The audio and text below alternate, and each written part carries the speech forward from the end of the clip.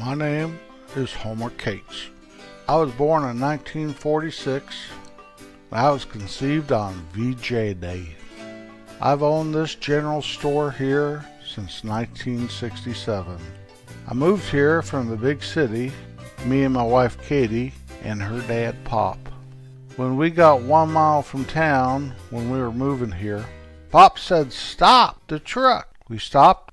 He got out and pulled little red wagon out of the back of the pickup truck, threw a blanket over it, and started pulling it towards the store. Katie said, "Pop, what are you doing?" And Pop looked right at us and said, "Listen, someday, years from now, you can say that your ancestors came here in a covered wagon, and that's the way it is." Katie's my wife. She used to be called Kate, but didn't think that Kate sounded too good, so she started going by the name of Katie. We've lived here in some city since 1967. We sell a little bit of a lot of stuff here.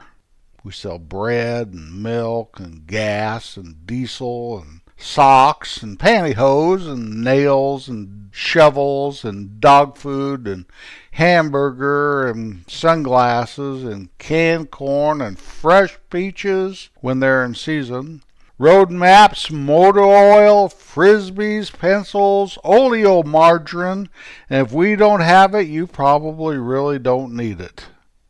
I invented the self-service gas station. Now, some of you haven't even heard of self-service gas stations yet, but you will. It's 1976 and this is the future. At least it was my future when I invented it. You see, it rains and it snows and it's hot outside and whatever. So I decided, clear back there in 1967, that I could pump your gas or you could pump your gas. What would make people choose pumping their own gas? If I charge $1 a gallon more for me to pump it. So right outside on the sign today, it says, gasoline, 62 cents a gallon. If I pump it, $1.62 a gallon. I haven't pumped gas in years. I think it's better that way. I think it's the future. Speaking of gas, there's another satisfied customer coming in. Katie, will you get that phone? I'm talking to someone out here, please. Speaking of talking with someone, did you see in the newspaper that the company called Apple Computers is now in business and they're talking about people owning computers? What are we, rocket scientists? I am just amazed. Like that idea is ever going to catch on. You don't know. I definitely don't know. Also in the paper, and this is a good one, the $2 bill is back in production. That's all I need. There is not a slot in my cash register to hold $2 bills. I guess I could put them down underneath with the checks. Don't like checks anyway. I just want cash. I'll never take them credit cards. You know, they charge me to take that credit card. I just say cash is king, and that's the way it is. By golly, I'd even take a $2 bill if push come to shove. Now, where was I? Oh, yeah, those computers. The newspaper keeps coming up with some wild and crazy stuff. I don't know what we'd ever do without the newspaper. Well, the name of our little store is Kate's General Store, but everybody either calls it Homer Cates or Homer's. If you think Homer is kind of a wild and crazy name, I think it's far out. My mama told me how I come to be called that. Her favorite uncle was named Homer. But my Uncle Homer, he told me that it's because when you hit a home run in baseball, the best thing you could ever do, it's called a homer. And I think I'll go with that. I didn't want to be named after him anyway, but he's got a lot of wisdom and knowledge. We do have a child. Her name's Kitty. She's 10 now. She's a good girl, and from what Katie tells me, she'll be the only girl we ever have. So I enjoy her, and she works good around the store, and she studies hard in school. I just don't know what else to say. I know they gave me 5 minutes to introduce myself, and we'll be here on the second Wednesday of every month to have some neighbors come over and to mind the shop, sit around the potbelly stove in the wintertime and chew the breeze, and maybe sit out there on the porch in the summer and watch my customers pump some gas. So this is Homer saying nice to meet you.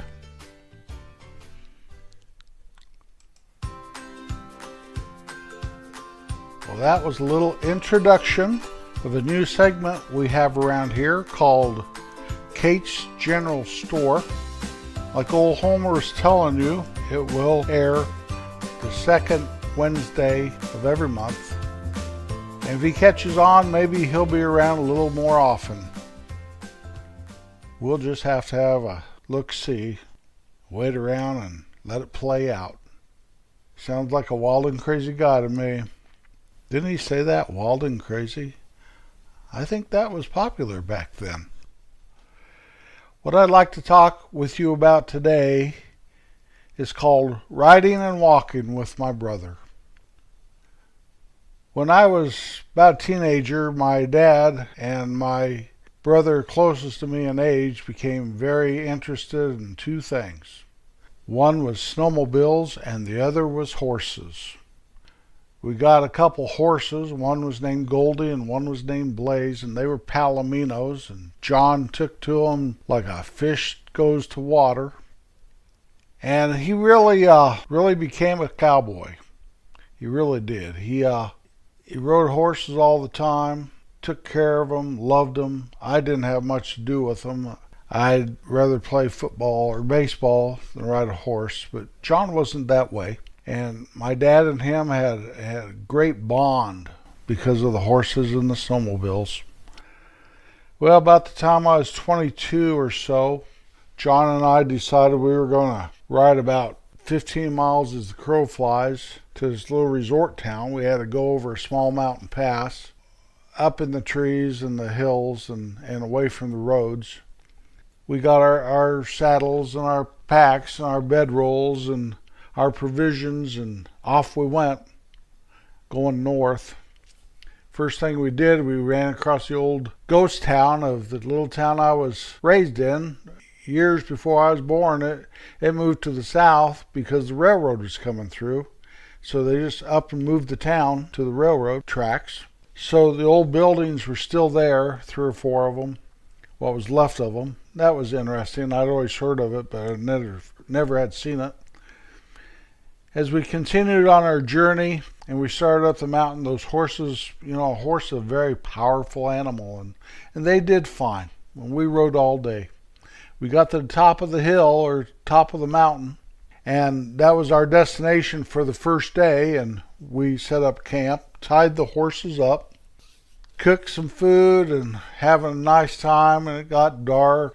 It was restful and peaceful, and the stars were out, and it was a beautiful time up there in the mountains. All of a sudden, it sounded like a bear coming through the timber. Just lickety-split, the horses ran off, and I don't know what spooked them, but they broke their ties, and they were off in the field. Now, it was dark, and we really didn't have much light. Trying to chase them and catch them was impossible. After a while, we figured, well, we'll just catch them in the morning. They'll be okay. If we had known they were going to break free, we would have hobbled them, but how would we know that? Especially me. I mean, I'm leaving the horse expertise up to my brother, and we just bedded down for the night. And next morning, we wake up and bright and early, and no horses. No horses anywhere. We looked all over, and there were no horses. So, what do? We are a long ways from anything. And we have all of our saddles and all the stuff we hauled. And so we made the executive decision that we needed to go down the mountain and see where it brought us and try to get the heck out of there and then find the horses after we regrouped. So we picked up our saddles and our tack and our bedrolls and all of our stuff and started walking. And I said it was downhill, and it was, but it was not an easy walk. It was very steep in places, full of trees. The saddles got very heavy, and it was hard.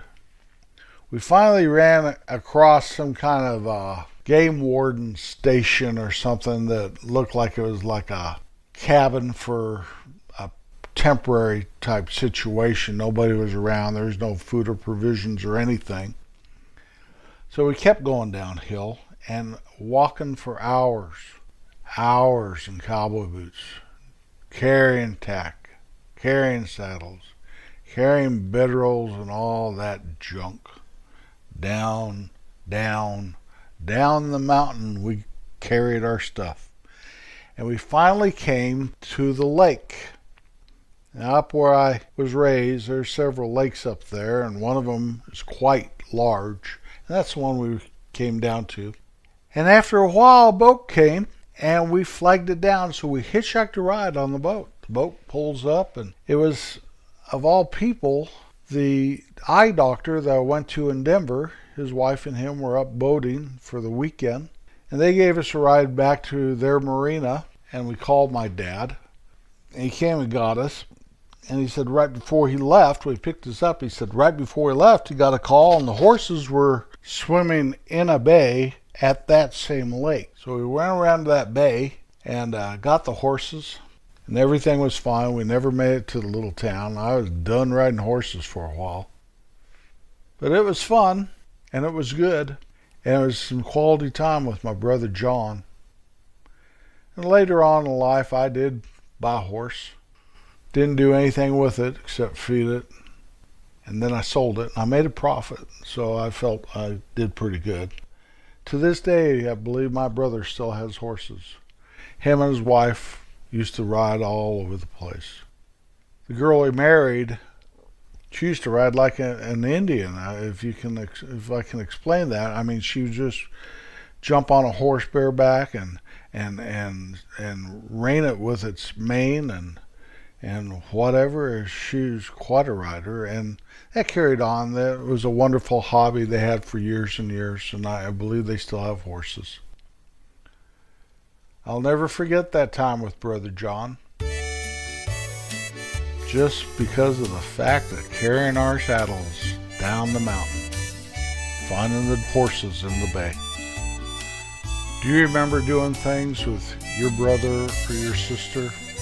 Maybe at the time it didn't seem so special, but looking back, you wouldn't trade it for all the tea in China. Life has a way of blessing us, a lot of times when we don't even know it. Sometimes when it's a hard thing you're going through, we can look back and smile, laugh, and think that this was okay. This was okay. I love old John. He's a good man. I get to see him about once every other year anymore, not very often. I should go out and see him. It's a long old drive. I think it's my turn to visit him. Someday we will. I thought we would this spring when we were on vacation, but Colorado had what was called a winter hurricane or a snow bomb or something. So we decided to stay to the south. It was bad enough to the south. But nothing replaces your brothers or your sister. I was blessed. I had two brothers and a sister. They're still alive and well and very much in my heart. You can find us on the web at babyboomertales.com. On our website, there are links to all the places that you can find our podcast. And there's also a page where you can access the podcast right there. We're also on Facebook. Please visit us, Baby Boomer Tales. And like our page if you would. We would appreciate it. Quoting Andy Rooney, he says, "Being kind is more important than being right." That's all for this week. I'll be back next Wednesday.